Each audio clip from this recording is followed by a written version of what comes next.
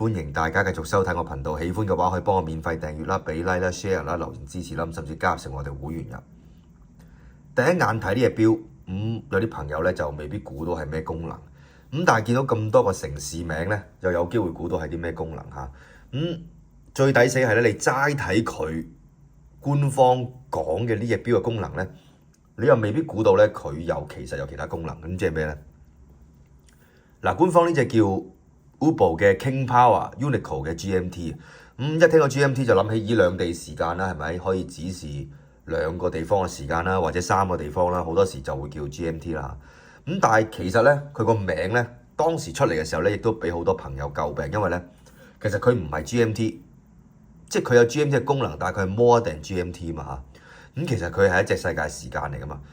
作為一隻世界時間，咁佢唔將佢最勁嘅嘢講出嚟，而係講咧佢係一個 GMT 嚇，咁都幾奇怪咁命名嘅方式嚟嘅。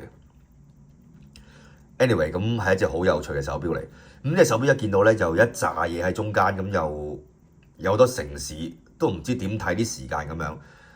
其實就係呢隻錶個人有趣嘅地方。今日同大家講呢隻比較少有嘅手錶，亦都咧講下 Hublot 嘅 service 嘅一啲嘅心得同埋體驗嚇。因此亦都順便講埋呢隻錶啦。就一次過一雞兩味啦，又係嚇。應承過大家唔同嘅牌子都會去做 service 噶嘛，咁就唔同嘅牌子都講下收費合唔合理啊，服務如何啊，快慢啊等等啦嚇。咁今次到 LVMH 嘅大哥 Hublot 嚇。其實第一我唔明白咧，就係點解有咁多間喺附近啊？其實我喺尖沙咀整啦嚇，但係尖沙咀如果有去過嘅朋友知道咧，即係有去過 Hublot 嘅朋友知道咧，淨係我所知啫嚇，可能我所知都唔係全部，淨係我所知喺我去呢間 Hublot 嘅200-300米範圍裏邊咧有幾間嘅，咁我都唔知點解咁多嚇。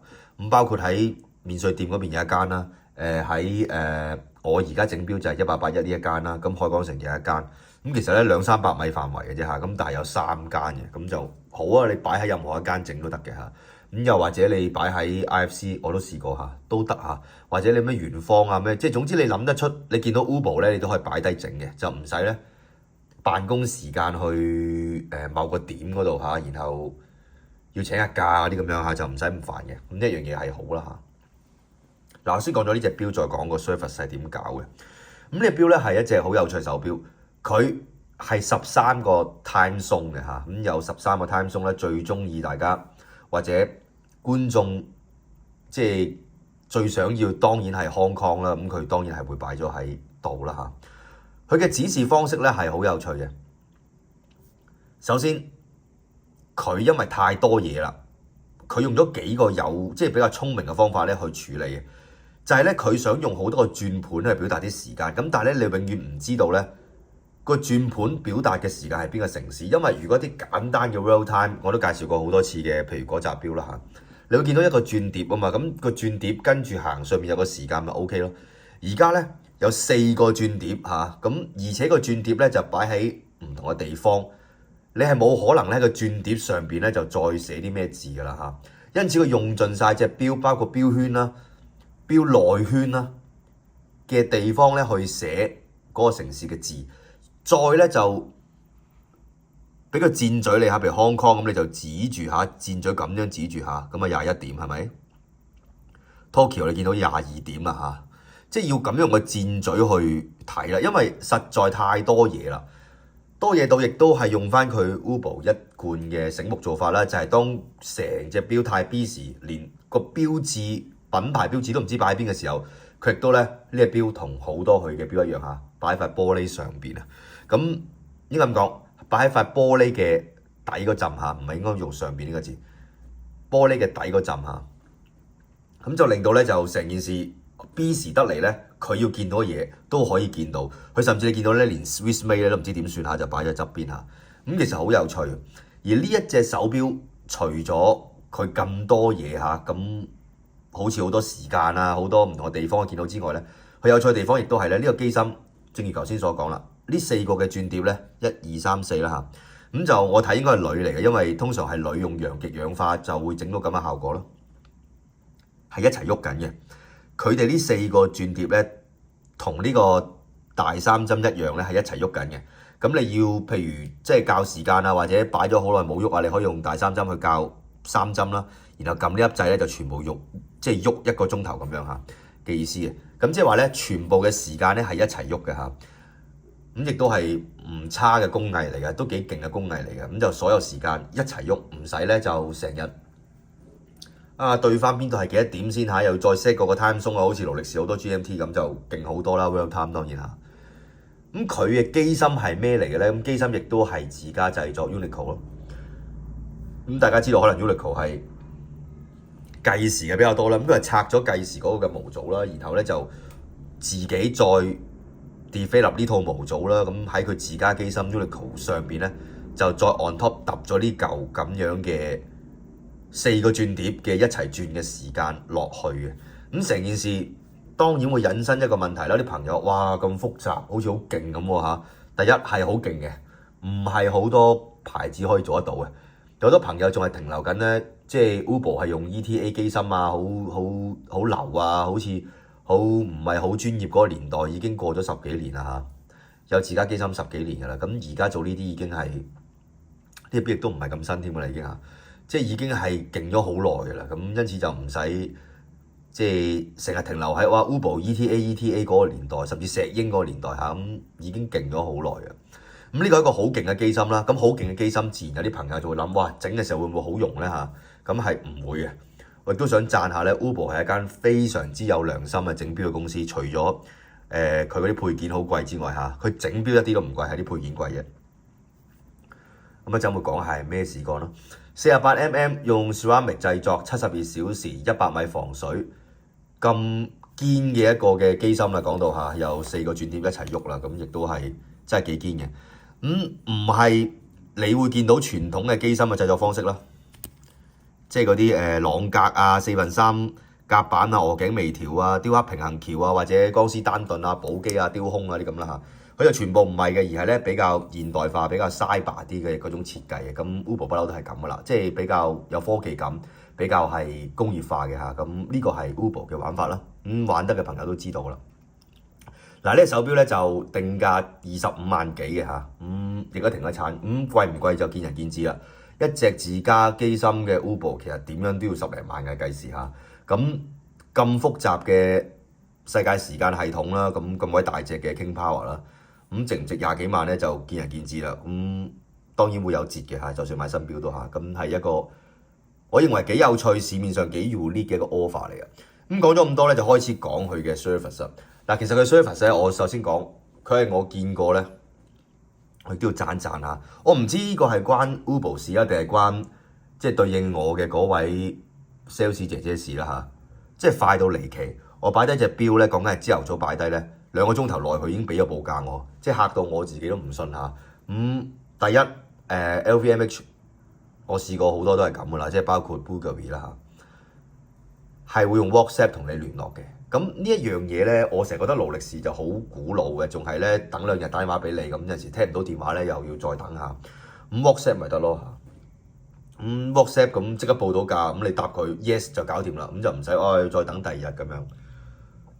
其實我當時一次過整2隻錶啊，計時嗰隻咧非常之平，亦都非常之快整好，因為佢話香港整得到嚇，咁就4000幾蚊自家機芯嘅計時，仲平過勞力士整錶嚇。呢一隻咧。一啲都唔貴喎，咁你見到哇呢隻錶咁複雜4個轉碟，唯有維修可能收你2-3萬咪死，絕對唔使。呢隻錶抹油咧係5000幾蚊嘅啫嚇，咁就抵到爛嘅嚇，即係唔係講笑啊，抵到嚇，因為20幾萬隻錶抹油其實咁複雜，又4個轉碟，又世界時間，又成，而喺出邊好難整嘅，都係收你5000幾蚊。咁佢另外仲有啲嘅 option 我都照做埋嘅嚇，咁譬如前後玻璃啦，換埋佢啦，1000零蚊一塊，又唔係貴，亦都唔係平嚇。因為我最近另外一間公司咧，我話過即係大部分公司都可以整一隻錶㗎嚇，其實都幾金。寶珀有隻錶整緊咧，塊玻璃200幾蚊嘅啫，即係平到嘔。佢呢塊1000幾蚊咁，唔可以話好貴嘅，因為佢有個標誌喺度嘅嚇，咁兩睇咯。另外咧就我本身呢啲位咧有少少咧就甩咗色嘅嚇。即係呢啲，因為佢唔係淨係陶瓷嘅，仲有啲鈦聽啊等等嘅嘢夾埋喺度嘅，咁可能嗰啲部位咧有少少甩色嘅，咁佢幫我即係電翻上去咧，都係收千零蚊嘅，咁真係抵到嘔嚇。成件事做晒所有嘢咧，換埋玻璃啊成啊，都係幾千蚊嚇，咁真係幾爽啊！齋抹油講緊5000幾蚊，有1年保養啦。咁成件事咧爽啦，而且咧即係招呼我嘅嗰位1881嘅同事啦嚇，叫 Maggie 咧，亦都好細心咁幫忙啦，咁啊多謝佢啦。成件事好快完成，好爽手，攞標亦都冇乜人嘅，真係開心啦嚇！即係你喺勞力士攞標，梗係要排翻個隊先㗎啦。雖然而家預約制都要排隊嘅，即係上隊都要等下嘅。咁但係 Ubo 咧就亦都咁講下，我去幾次都冇人嘅嚇，咁亦都冇乜人嘅，大間鋪頭啊大到黐線嚇。咁雖然呢隻未必係麥巴比即係咁啱戴上手嘅嗰一隻啦，咁但係麥巴比人都識啦，而家麥總係咪早2日咁勁嚇？咁其實一直都好勁啦。係正嘅嚇，亦都事實上係隻手可以嘅牌子啦。喺世界盃之後更加強大啦。咁整體嚟講咧 ，Ubo 嘅 service 咧係 OK 嘅 ，good 嘅，價錢 OK，service 又快嚇，人又好嘅，亦都方便嚇，差唔多可以講係好 ideal 好理想嘅維修嘅體驗同埋處理嚟㗎啦。咁錶亦都 OK 嘅靚，我不嬲中意 Ubo 啲錶嘅。咁亦都講個題外話咧，就係呢隻錶攞去整嘅時候咧，即係 Ubo 啲同事咧同我講話，佢哋嗰啲同事咧都未見過呢隻錶嚇。咁其實絕對唔出奇啊！因為 Ubo 啲錶咧，就算我而家喺度拍緊呢段片同大家講緊嘢嘅時候咧，我懷疑佢已經亦都有唔知300隻做緊俾邊個明星定係邊個塗鴉專家咧，已經不停做緊㗎啦。唔好話 Ubo 啲 sales 啦嚇，我懷疑 Ubo 個 catalog 整 catalog 嘅嗰個人咧，都未必知道究竟出過啲乜嘢，因為真係多到黐線嚇。咁亦都好多謝咧，即係 LVMH 買咗呢個牌子啦，亦都繼續發揚光大咧。令到成個錶壇咧有 Ubo 就唔悶㗎啦，即係乜都有嚇。你諗到嘅限量版佢都俾到你嘅，即係呢樣嗰樣特別嘅。你中意咁樣又得，第二樣又得嚇。天馬行空，唔同嘅金屬，唔同嘅原材料，發揮得淋漓盡致，亦都與時並進嚇。好潮啊，足球啊咩都有啊。自己我又好中意足球，因此咧就我對呢個牌子咧不嬲都係有偏好啊。有好多朋友咧。尤其喺美國啊，喺歐美咧就好有一班 hater 咧好憎 Ubo， 唔知點解啦。可能因為容易啲，即係突顯出自己識嘢啦。因為話唔中意呢個牌子嚇，咁唔緊要啦嚇。每個人有佢嘅玩法，但係咧，我真係誠心邀請大家，即係擺少少時間去了解一下，究竟 Ubo 呢10幾20年有自己機芯廠之後發生緊咩事？佢做嘅手錶點解咁多已經咁勁咧？咁多人買咧嚇？唔係真係啲人唔識嘢，錢多人傻，唔係咁解啊！而係佢有啲嘢已經超越咗一般大家對以前對 Ubo 嘅認知，係做咗好多好嘅嘢出嚟。佢譬如膠帶呢啲，亦都係改變咗錶壇嘅，大錶又好，ceramic又好，唔同嘅金亦都好嚇，佢係改變咗錶壇，亦都做咗好多自己用心製作嘅嘢。最後想講，佢喺 LVMH 裏邊嘅大哥，呢啲牌子。無論你中意又好唔中意好啦，佢唔會死啊，永遠咁都會存在咁滯。因此，不如擺啲時間了解佢。今日同大家講呢隻嘅 Ubo 嘅 King Power， 咁Uniqlo GMT 48mm，亦都戴上手，唔係真係好大隻嘅啫，48都唔使驚咗佢嚇，因為佢嘅粒咧就鋸落嚟嘅，亦都唔係好大隻。我隻手咁幼亦都戴得到嘅。呢一隻手錶絕對係過癮，而且咧好 unique 嘅一個 offer 嚟。多謝各位。